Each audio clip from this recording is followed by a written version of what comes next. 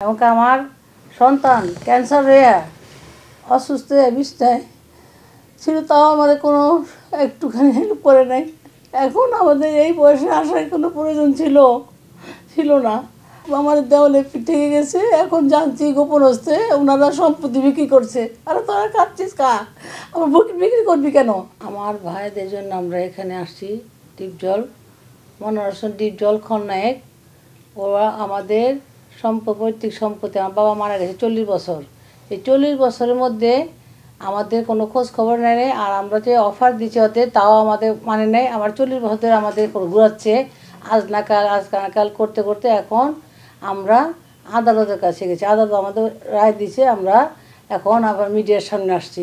ডিপজল এটা বেশি খাচ্ছে, আর আমার এক ভাই মারা গেছে, আর এক ভাই ওকে কিছু দিয়ে আর সান্ত্বনা করে রাখছে। এমনকি আমার সন্তান ক্যান্সার হয়ে অসুস্থ হয়ে বিছানায় ছিল, তাও আমাদের কোনো একটুখানি হেল্প করে নাই।